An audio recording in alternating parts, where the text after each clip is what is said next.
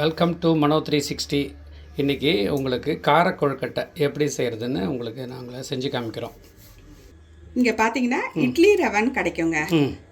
அது வாங்கிக்கிட்டு ஒரு கப்பு இட்லி ரவை, இதுவும் இது அரை கப்பு அரிசி மாவு, இதுவும் நல்லா கொஞ்சம் வறுத்துக்கலாம். சரி, ஃபஸ்ட்டு வறுக்கலாம். சரி, ஒரு ஸ்பூன் ஒரு கொஞ்சோண்டு நெய் விட்டு வறுத்துக்கோங்க.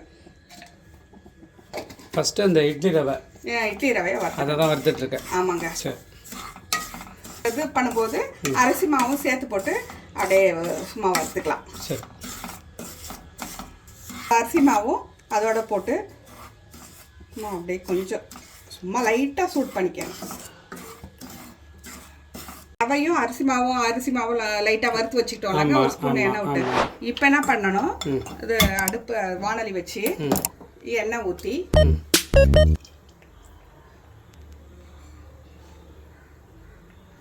ஒரு ஸ்பூன் உளுத்தம்பருப்பு போட்டுக்கோங்க, ஒரு ஸ்பூன் கடுகு போட்டுக்கோங்க, ஒரு 2 ஸ்பூன் கடலைப்பருப்பு போட்டுக்கோங்க.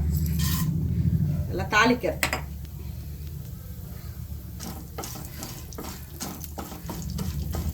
இப்போ என்ன செய்யணும், ஒரு 2 பச்சை மிளகாய் நறுக்கி வச்சுக்கோங்க, கருவேப்பிலை நறுக்கி வச்சுருக்கேன், இஞ்சி நறுக்கி வச்சுருக்கேன், அதெல்லாம் போட்டுருக்கேன்.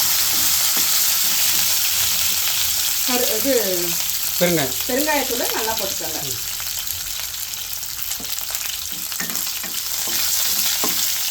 போட்டுக்கோங்க. வெங்காயம் நல்லா ஒரு பெரிய வெங்காயம்,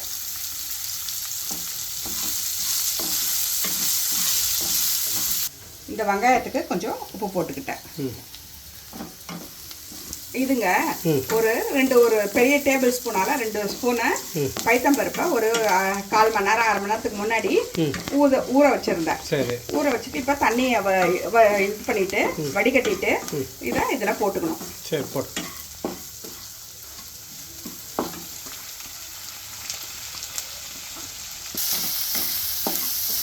சும்மா இது கொஞ்சம் லைட்டாக வதங்கிட்டோன்னங்க, இது என்ன செய்யணும், இப்போ நம்ம ஒன்றரை மொத்தமாக 1.5 எடுத்துருக்கோம். ஒரு டம்ளர் அந்த ஒரு கப்பு அரிசி ரவையும் அரை கப்பு அரிசி மாவும் எடுத்துருக்கோம்.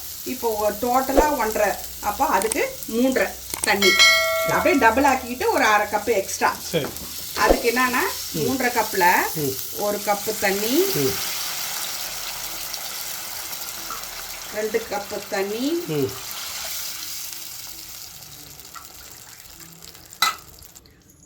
3 கப்பு தண்ணி, ஒரு அரை கப்பு வந்து பால் ஊற்றிக்கலாம். அரை கப்பு வந்து பால் ஊற்றிக்கிறேன். 3 அதுவும் இது ஒரு அரை கப்பு பாலும் ஊற்றிக்கிறேன். ஏன்னா பால் ஊற்றினா வெள்ளை வெள்ளையல்னு இருக்கும், அதுக்காக தான் இந்த பால் ஊற்றுறது.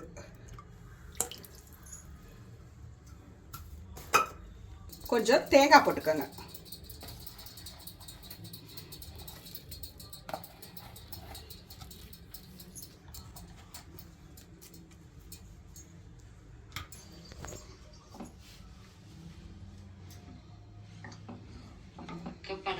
உப்பு போட்டுங்க. ஃபஸ்ட்டு கொஞ்சம் வெங்காயத்துக்கு போட்டேன் நான், அதுக்கப்புறம் இப்போ செக் பண்ணிக்கோங்க, உப்பு வேண்டிய அளவுக்கு போட்டுக்கோங்க.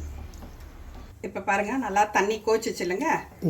இந்த டைமில் என்ன பண்ணோம், இந்த ரவையும் அரிசி மாவும் ஒன்றா அப்படியே போட்டுக்கலாம்.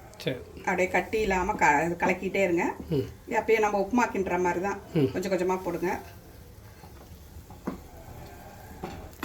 வெந்துடுச்சு இல்லையா, அப்படியே வேகுது பாருங்கள். கட்டி இல்லாமல் பண்ணணும். நல்லா இது அப்படியே இன்னும் வேகட்டும்.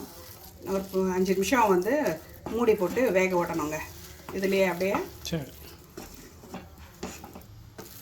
மூடி ஒரு 5 நிமிஷம் வேகட்டங்க. வெந்துடுச்சு நல்லா. இப்போ கொத்தமல்லி போட்டு ஆஃப் பண்ணிவிட்டு கொஞ்சம் ஆறுனவுடனே நம்ம புடி கொழுக்கட்டை பிடிச்சி வேக வைக்கலாம். இது பாருங்க, நல்லா வெந்துடுச்சு இல்லையா, அவ்வளோதாங்க. இதை ஆஃப் பண்ணிவிட்டு இது கொஞ்சம் ஆறுற வரைக்கும் விட வேண்டியதுதான். அப்புறமா இது வந்து பொடி கொழுக்கட்டை மாதிரி பிடிச்சி ஆவியில் வச்சு எடுக்கணும். சரி, சூப்பரான உங்களுக்கு கொழுக்கட்டை அருமையாக கிடைக்கும். அந்த மாவு ஆறுன உடனேங்க, இந்த மாதிரி மாவு இருக்குல்ல, இதை ஆறுன உடனே இதை நம்ம புடி கொழுக்கட்டையாக பிடிச்சி வச்சுட்டு கொழுக்கட்டை மாதிரி பிடிச்சி வச்சுட்டு அது இட்லி குண்டானில் இட்லி குண்டாலாம் தண்ணி வச்சுட்டு ஒரே ஒரு தட்டு மட்டும் வச்சுக்கோங்க. அதில் ஈரம் பண்ணி நம்ம எப்பயும் இட்லி ஊற்றுற மாதிரி வச்சுக்கிட்டு இதை வைக்க வேண்டியதுதான். அப்படியே அடுக்கி வச்சிட வேண்டியதுதான். இந்த மாதிரி அடுக்கிட்டு ஒரு 7 மினிட்ஸ் வேக வச்சுக்கலாங்க. அந்த மூடியை போட்டு காமிச்சிரு. மூடி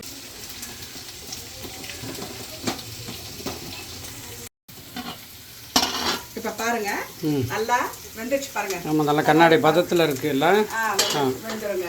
வெந்தோடனே எடுத்து காமி, அதை எடுத்து காமி. 7லேருந்து 10 நிமிஷம் வரைக்கும் அந்த வர கொஞ்சம் ஆறுனோன்னு தான் எடுக்கணும். ஆறுனோன்னு தான் எடுக்கணும். கொதிக்க எடுக்கக்கூடாது. ஆறுனோன்னு எடுங்க. ஒரு 2 நிமிஷம் கழிச்சு எடுத்து ஹாட் பேக்கில் போட்டு வச்சுக்கோங்க. சூப்பராக அந்த 1.5 டம்ளருக்கே எவ்வளோ வந்திருக்கு பார்த்தீங்களா? 1.5 கப்பு தான் நம்ம போட்டோம். இதுக்கு எவ்வளோ வந்திருக்கு. சட்னி, ரெட் சட்னியோட இதை வச்சு சாப்பிட்டிங்கன்னா அருமையாக சூப்பராக இருக்கும். சாப்பிட்டு பாருங்கள். சுவையான கார கொழுக்கட்டை ரெடி ஆகிடுச்சு. சூப்பராக வந்திருக்கு. அதுக்கு தொட்டுக்கிறதுக்கு ரெட் சட்னி, வெங்காய சட்னியும் ரெடி பண்ணியாச்சு. இதை செஞ்சு பாருங்கள். இந்த காம்பினேஷன் ரொம்ப அருமையாக இருக்கும். இதை சாப்பிட்டு பாருங்கள்.